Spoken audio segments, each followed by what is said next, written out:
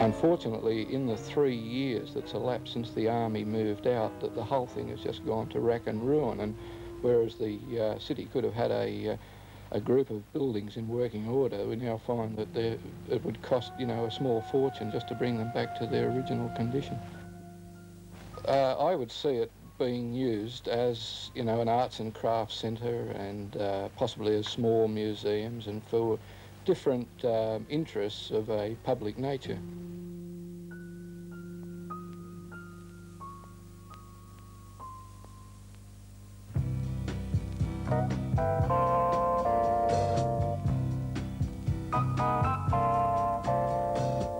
The building was originally constructed in 1888 for the Earp Gillam Company. It was designed by Frederick Menkins, a noted Newcastle architect, some 6 years after his arrival in Newcastle in 1882, from Adelaide after he had immigrated from Germany in 1878. His home and technical training had been in an area famous over the centuries for its brick buildings, and hence you find here the use of polychromatic brickwork, for which North German architecture is well noted. The building is quite large for a single bond store building, being some 4 floors in height. It was very conveniently located for a bond store, being handy to the wharf, the railway tracks, and also to the customs house.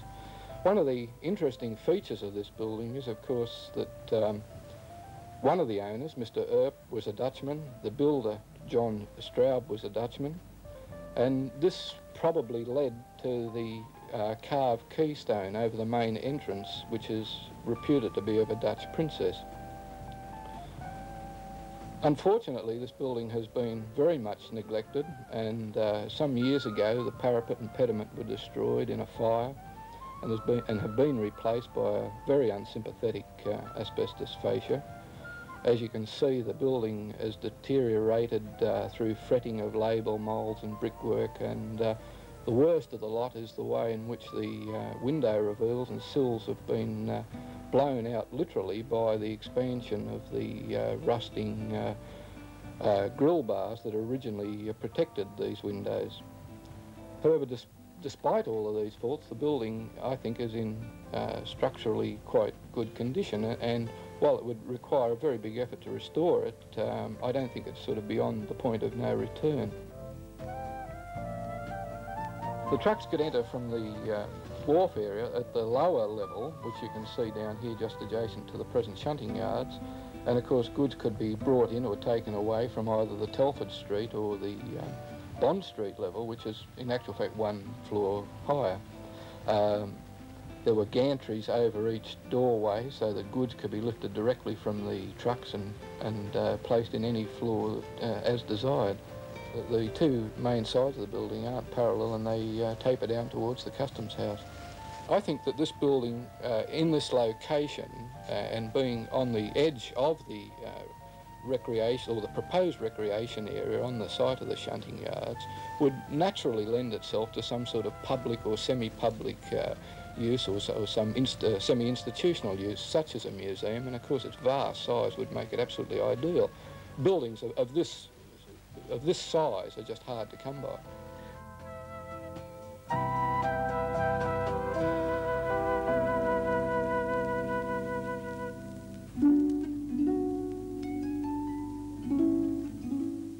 The Customs House was constructed in 1876 by James Barnett, one of the government architects at the time.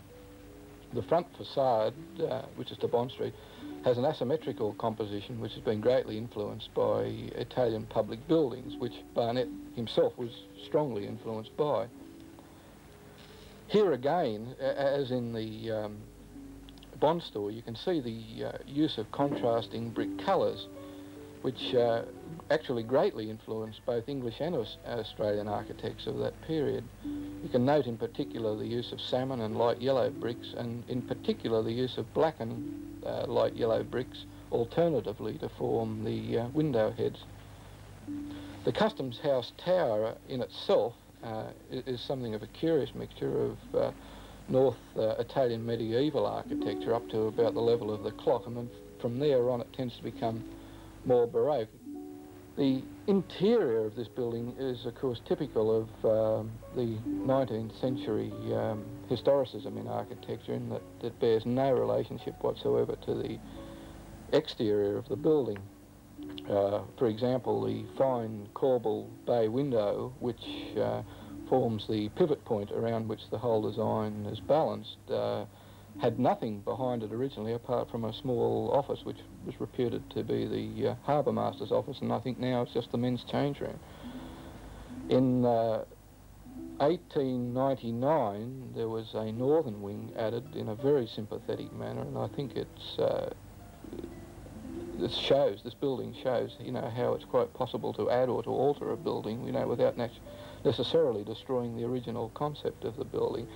I think one of the most interesting points of the building is the little spire atop the tower, which, as you'll notice, has a ball on it, which used to drop at exactly 1 p.m. each day to allow the masters of ships in port to set their chronometers.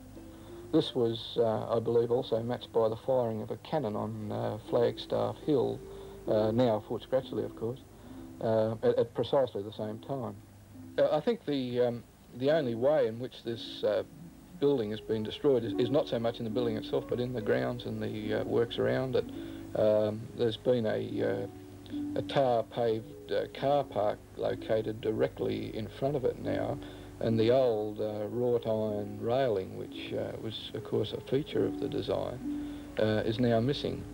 I think this building must be a shining example of how a building over 100 years old, you know, can still be maintained in near perfect condition and can still render useful service.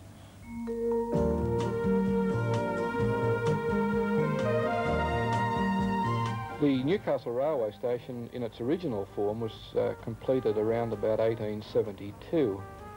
It was a very functional concept like that of its contemporaries in New South Wales. But the most interesting point of the station was that it was designed as a one-sided station, consisting of a long, narrow complex of buildings with a single platform on one side and a street on the other.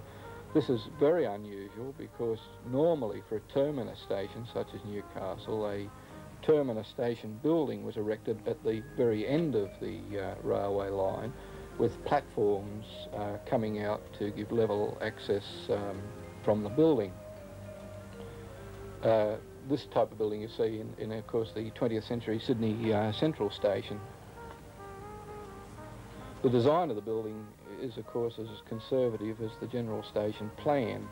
The building plan was rigidly symmetrical, with a central block housing the booking office, which you can still see in the centre, and with various waiting rooms and refreshment rooms on either side, which are again flanked by wings containing ladies' waiting rooms and a larger refreshment room, and then further out on either side of the central axis were toilets, and then again various office buildings housing railway functions and offices, etc.